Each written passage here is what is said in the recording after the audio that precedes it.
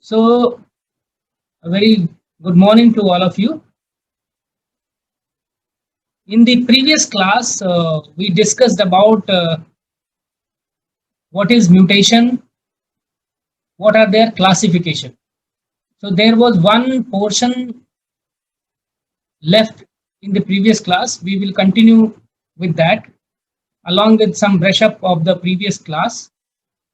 So, as I said, mutation is basically a change or alteration in the genetic material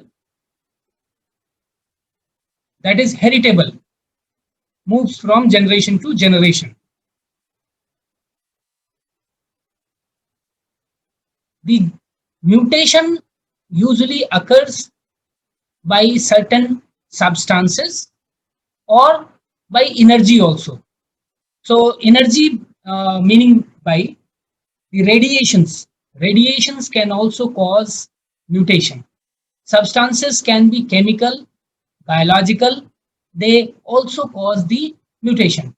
So, those are called as mutagen.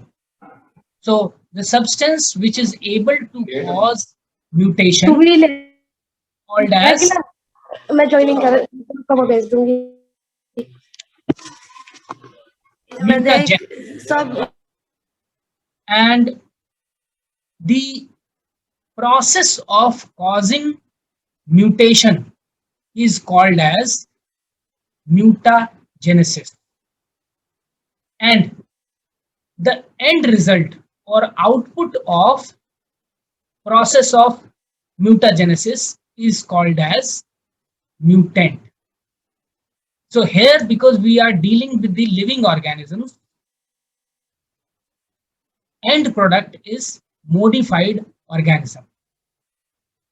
These modified organisms can display changes in their phenotypic characteristics or in their biochemical characteristics. So depending on the change where it has taken place, we observe the results. There are certain features of mutation. Usually when mutation occurs, it is mostly recipient in nature, recessive in nature, and sometime it becomes dominant. Recessive means the function of the gene that got mutated either altered or switched off, and it becomes non-expressive, or it starts expressing malfunction. गलत तरीके से काम करने लगता है या सही तरीके का काम नहीं कर पाता है, जिसकी वजह से जिस ऑर्गेनिज्म के जीन में चेंजेस हुए हैं वो जीन सही काम को परफॉर्म नहीं करते जिसके लिए वो असाइन थे. कभी कभी ऐसा होता है कि ये म्यूटेशन डोमिनेंट हो जाता है. इसका मतलब ये होता है कि वो जो चेंज हुआ जीन में, उससे जो प्रोटीन बन रही थी वो बहुत ही हाइपर एक्टिव हो गई. उसकी वजह से कोई काम जो वो कर रही थी वो काम बहुत तेजी के साथ होने लगा या ज्यादा मात्रा में होने लगा. उससे ऑर्गेनिज्म के सर्वाइवल पर भी फर्क पड़ता है. दूसरा, मोस्टली ये म्यूटेशन जो होते हैं वो हार्मफुल होते हैं. और तीसरा जो फैक्टर है वो है रैंडमनेस. ये जो म्यूटेशन होते हैं, चेंजेस होते हैं जेनेटिक मशीनरी में, वो रैंडम होते हैं. उनका कोई एक पर्टिकुलर प्लेस डिसाइड नहीं होता. हाँ, इतना जरूर होता है कि जहां पर म्यूटेशन होते हैं हमारे जीनोम में, कुछ ऐसे जगह लोकेट किए गए हैं, ऐसे जगह पाए गए हैं जहां पर म्यूटेशन होने की प्रोबेबिलिटी ज्यादा होती है, और ऐसे जगहों को हम कहते हैं mutation hot spot. Mutation hot spot. चौथा फीचर जो है, दे आर रिकरेंट. इसका मतलब है कि जीनोम में, किसी भी ऑर्गेनिज्म के जीनोम में ये चेंजेस लगातार होते रहते हैं. आज होंगे, फिर उसके बाद कुछ दिन बाद होंगे, फिर कुछ सालों बाद होंगे। ये कभी ना रुकने वाली प्रक्रिया है, इसलिए इसको रिकरेंट बोला जाता है। तो आपको याद रखना है कि they are mostly recessive, they are harmful, they are random, and they are recurrent in nature. These are four important features of mutation process. And by this process, the mutation have very important role to play, because the genetic material which is formed in the long evolutionary process is not an static entity. It is not a static material that will remain forever as it was formed. So it keeps changing, and by that it creates the genetic variation on which the natural selection or evolutionary forces works, and the species keep on changing. The mutation which shows the variation leads to development of different alleles of a gene, and they are perpetuating in the gene pool. So by and large, the mutation's role is to create changes in the genetic material that leads to giving the raw material for the working of evolutionary forces. So these are basically background. We will directly go to the topic we left. I told you about the classification of mutation. We studied that classification are various types. We do not have single classification by which we can divide the mutation. So on the basis of different parameters, we can classify mutation in three categories. One on the basis of location, one on the basis of type of molecular changes. These two things we have discussed in the previous class. I'll just brush up in 1 minute. On the basis of location, we can have two categories. One is the germinal mutation that occurs in the germinal cells where gametes are formed, and these may be two subtypes. One is autosomal mutation and other is your sex chromosome mutation. In the germinal mutation, the resultants are hereditary in nature, and the somatic mutation. So on the basis of location, you have germinal mutation and somatic mutation. Somatic mutations are those which are occurring in the somatic cells and they are not heritable. I told you on the basis of type of molecular changes in the genetic material, they are two categories. One is by the process of base substitution. So here the change in the base takes place. There is no deletion, there is no addition. One is entering, other is leaving. So there is a substitution. And by this, we get three subtype of mutation in the gene. And those are called as point mutation. They are missense mutation, they are nonsense mutation, and they are silent mutation. We have discussed this in the previous class. You can see the video. When the base substitution occurs in the non-genic region, they are mostly having no effect on organism, and that is why they are called as neutral mutation.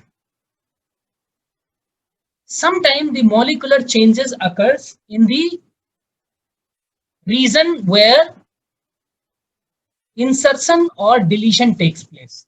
So some nucleotide will be added and some nucleotide will be deleted. So such type of mutations are called as frame shift mutation. And in this, the entire amino acid coding pattern gets changed downstream from where the insertion and deletion has taken place. जहां से वो insertion और deletion हुआ है, उससे नीचे के सारे कोडॉन्स चेंज हो जाते हैं, तो उनको हम बोलते हैं फ्रेम शिफ्ट म्यूटेशन. आज हम लोग जो शुरू करने वाले हैं वो है आपका इफेक्ट ऑन फंक्शन, कि अगर म्यूटेशन होता है तो उनके फंक्शन पर क्या प्रभाव पड़ते हैं. तो उसको हम तीन तरीके से देख सकते हैं। एक रिसेसिव म्यूटेशन, दूसरा डोमिनेंट म्यूटेशन और तीसरा कहलाता है सप्रेशर म्यूटेशन। सो नाम से पता चल रहा है कि जो रिसेसिव म्यूटेशन है, रिसेसिव म्यूटेशन में जब ऐसा चेंज जो किसी भी जीन में उसके द्वारा किए जाने वाले काम को रोक दे, यानी उसके प्रभावों को दिखाई न दे, तो ऐसे म्यूटेशन को हम रिसेसिव म्यूटेशन कहते हैं। और ये इस रिसेसिव म्यूटेशन में क्या होता है कि जो आपका वाइल्ड टाइप का जो जीन है वो म्यूटेट हो जाता है। अब उसके म्यूटेट होने की कितनी ज्यादा प्रभाव पड़ा है म्यूटेशन का, उसके अनुसार उसका रिसेसिवनेस डिसाइड होगा। अगर मान लो सपोज कोई एक ऐसा जीन जो किसी एंजाइम को कोड करता हो और उस एंजाइम के जो एक्टिव साइट थे, उस एक्टिव साइट के अमीनो एसिड में चेंज हो गया, तो वो जीन पूरा का पूरा बंद हो जाएगा, यानी वो कंप्लीट रिसेसिव हो जाएगा। लेकिन अगर उसके कोडॉन्स में कहीं ऐसी जगह चेंज हुआ जहां वो 50% रिएक्शन को कैरी आउट करने के लिए सबस्ट्रेट को अलाउ करता हो, तो ऐसे एलील्स 50% इफेक्टिव होंगे। तो रिसेसिव होने का मतलब ये नहीं है कि पूरी की तरह वो नॉन फंक्शनल हो गया। It may be having less efficient और it may be having completely inactive. तो ऐसे म्यूटेशन जो वाइल्ड टाइप को ऐसे एलील में चेंज कर देते हो जिससे उसके प्रभाव कम हो जाते हो, उनको हम रिसेसिव म्यूटेशन कहते हैं। ये जो रिसेसिव म्यूटेशन होते हैं इनको हम दो तरीके से देख सकते हैं। एक है आपका loss of function. Loss of function में क्या होता है कि जैसा मैंने अभी बताया कि कोई एक ऐसा जीन जो किसी एंजाइम को कोड करता था और वो जीन अब उस एंजाइम के एक पर्टिकुलर कोडॉन में मिस हो जाने की वजह से, चेंज हो जाने की वजह से उसकी एंजाइम एक्टिविटी कम हो गई, तो उसका फंक्शन जो है कम हो गया, इसीलिए उसको बोलते हैं लॉस ऑफ फंक्शन। अब कंप्लीट लॉस भी हो सकता है और पार्शियल लॉस भी हो सकता है। अगर उस जीन में म्यूटेशन होने से कंप्लीट लॉस हो गया तो ऐसे स्थिति को हम बोलेंगे नल म्यूटेशन। इसीलिए लिखा हुआ है loss of function slash null mutation. Null mutation में क्या होता है कि कंप्लीटली एलिमिनेट हो जाता है उसका फंक्शन और वो जीन बिल्कुल ही नॉन फंक्शनल हो जाता है।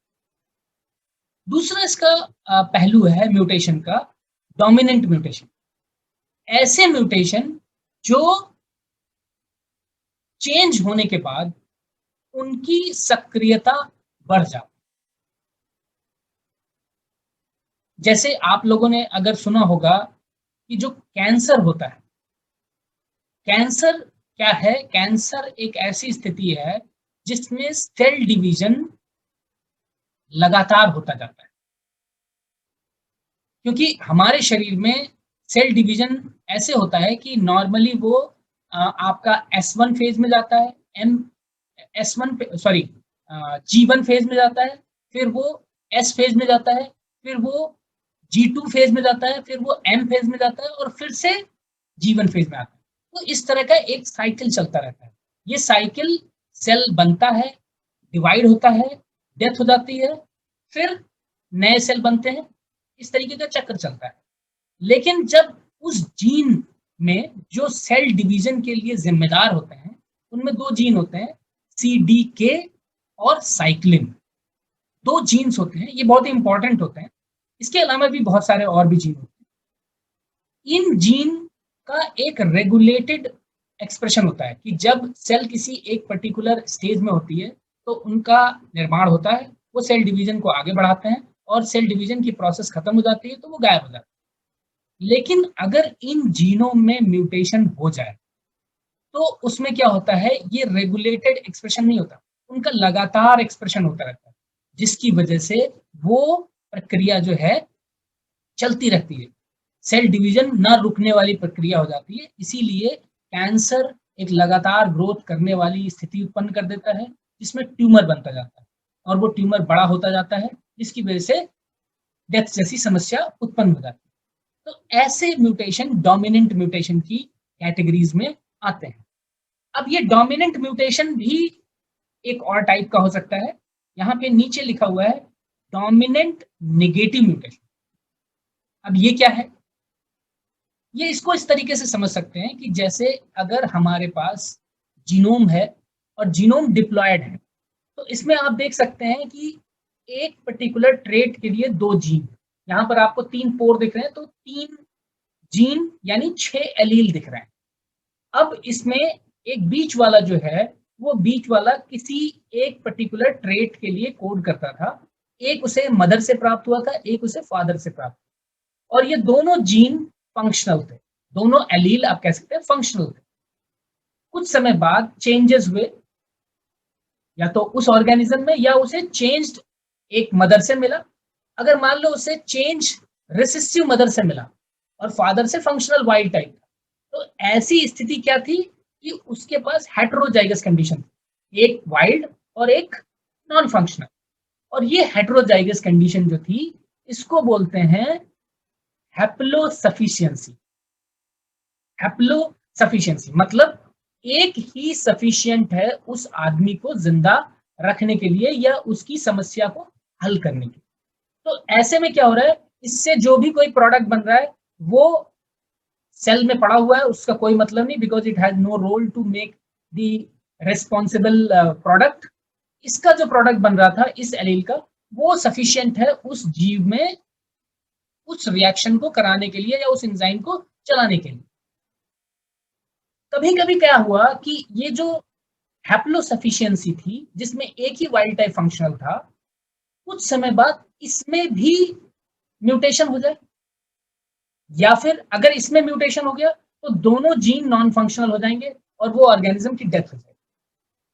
अब एक तीसरा केस, जब ये 2 एलील हैं, इस एलील में एक एलील फंक्शनल, ये भी एलील फंक्शनल, दोनों माता पिता में फंक्शनल एलील मिले, इस एलील में म्यूटेशन हो गया और इसमें म्यूटेशन होने की वजह से प्रोडक्ट बन रहा है। उस प्रोडक्ट ने क्या किया, इस एलील से जो प्रोडक्ट बनेंगे उस प्रोडक्ट को उसने रोक दिया।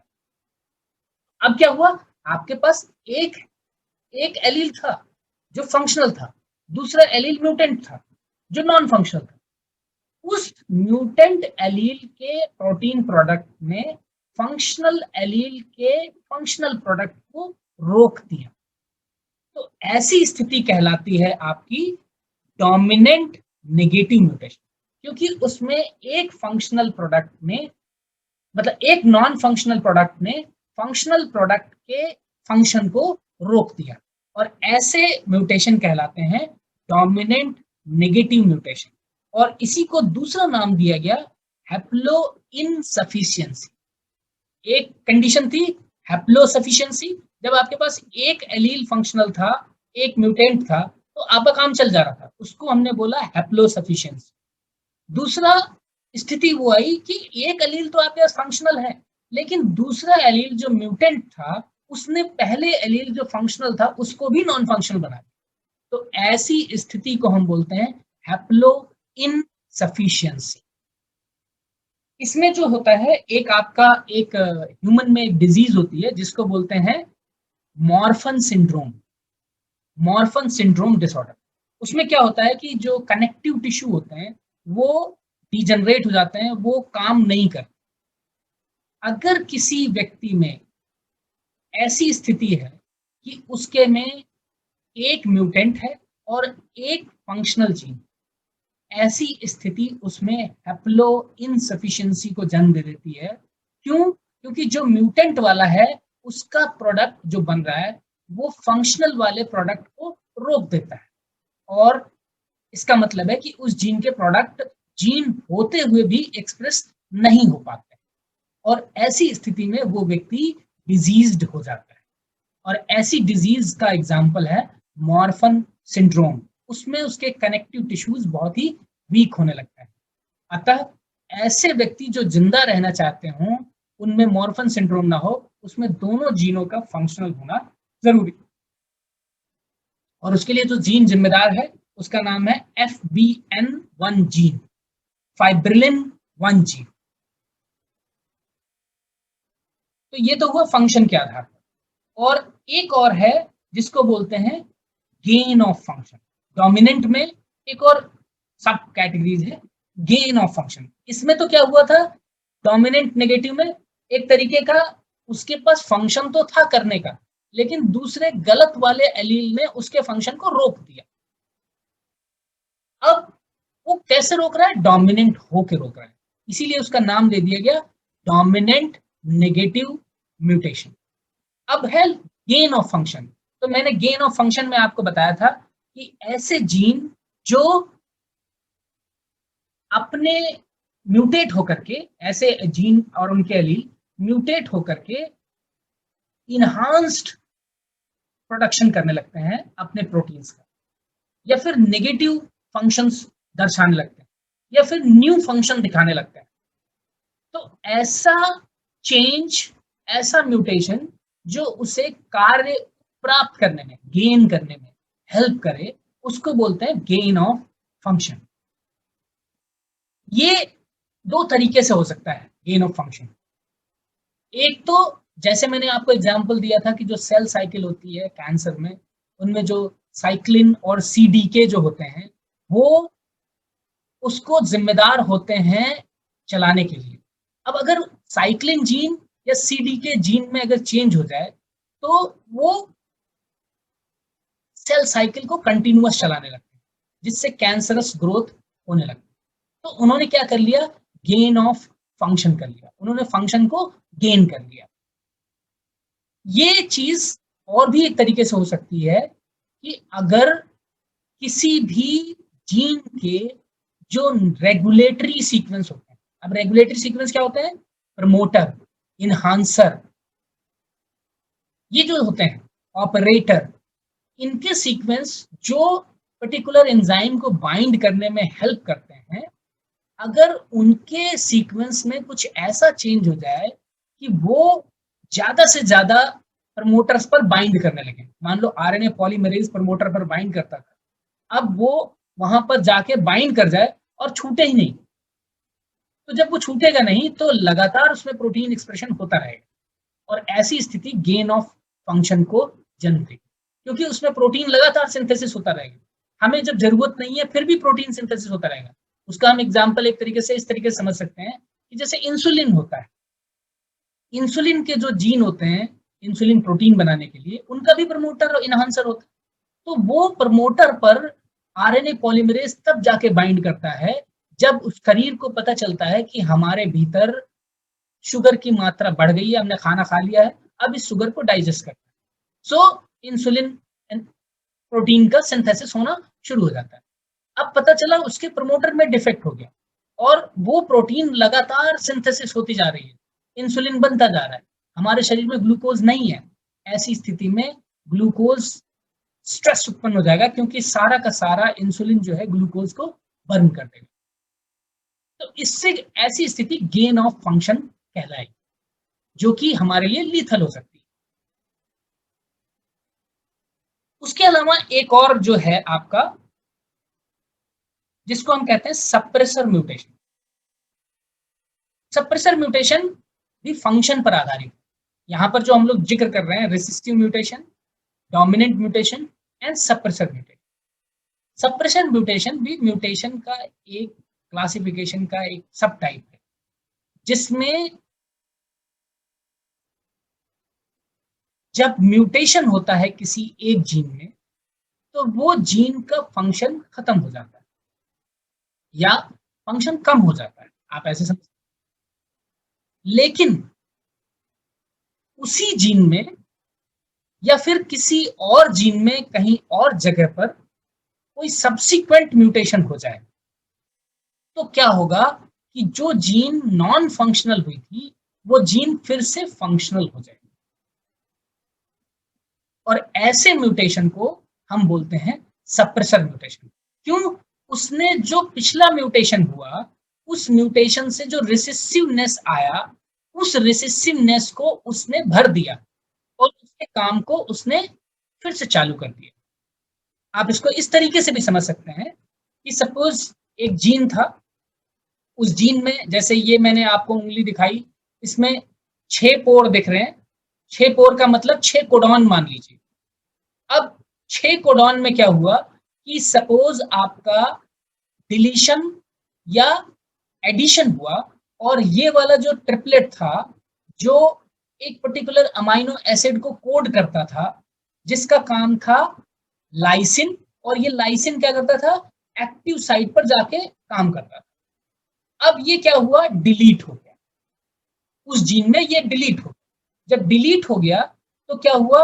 वो जो प्रोटीन बन रही है, वो प्रोटीन बनी तो सही, क्योंकि उसके बाद वाला कोड हो रहा है, लेकिन उस प्रोटीन में एक्टिव साइट नहीं रहा, तो वो प्रोटीन नॉन फंक्शनल हो। अब क्या हुआ?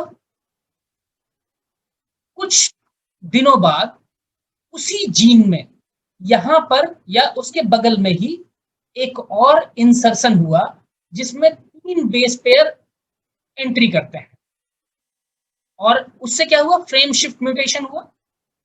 उस 3 बेस पेयर के एंट्री करने से जो लाइसिन कोड करने वाला गायब हो गया था, उसकी जगह पर आर्जिनिन आ गया या लाइसिन फिर से आ गया। अगर लाइसिन फिर से आ गया तो वाइल्ड टाइप कंडीशन बन जाएगी, लेकिन अगर लाइसिन की जगह पे आर्जिनिन आ गया तो वाइल्ड टाइप कंडीशन तो नहीं बनेगी, लेकिन लाइसिन की जगह आर्जिनिन आ जाने पर क्या होगा? आर्जिनिन जो होता है वो भी एक बेसिक अमाइनो एसिड होता है, और वो क्या करता है कि लाइसिन का काम कर सकता है। तो जब वो लाइसिन का काम कर सकता है तो वो जो प्रोटीन थी उसका फंक्शन रीस्टोर हो गया। तो आप बात समझ गए कि एक फर्स्ट म्यूटेशन ने उस जीन में रिसेसिव म्यूटेशन को जन्म दिया, लेकिन दूसरे म्यूटेशन ने उस रिसिस्टिवनेस को समाप्त कर दिया और उस प्रोटीन के फंक्शन को फिर से रीस्टोर कर दिया। तो ऐसे म्यूटेशन कहलाते हैं सप्रेसर म्यूटेशन। इसमें 2 म्यूटेशन होने इंपॉर्टेंट है। अब यहां पे जो ब्रैकेट में लिखा हुआ है इंटर एंड इंट्राजीनिक, तो जो दूसरा म्यूटेशन हो रहा है वो म्यूटेशन इंटरजीनिक भी हो सकता है और इंट्राजीनिक भी हो सकता है। अभी जो मैंने एग्जाम्पल दिया लाइसिन और आर्जिनिन का, वो इंट्राजीनिक था क्योंकि जीन के भीतर ही हुआ था। अब से फॉर एग्जाम्पल दूसरा इसी में लेते हैं। ये जो जीन था, इस जीन से एक प्रोटीन बन गई थी जो रेप्लिकेशन या ट्रांसक्रिप्शन में ट्रांसक्रिप्शन फैक्टर की तरह काम करती है, और जाकर के ये एक पर्टिकुलर दूसरे प्रोटीन से बाइंड करती है।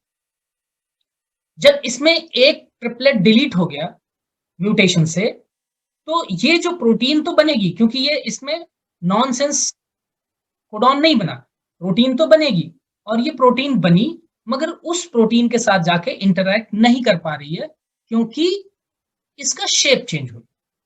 अब जो शेप चेंज हो गया तो इस वजह से ये अपने फंक्शन को परफॉर्म नहीं कर पा रही है। अब कुछ समय के बाद क्या हुआ? जिस प्रोटीन के साथ ये बाइंड करती थी उस प्रोटीन में म्यूटेशन हुआ और उसका शेप ऐसा हो गया कि जो पहले वाले जीन में चेंज हुआ था उसको वो लॉक एंड की तरह फिट कर सकती है।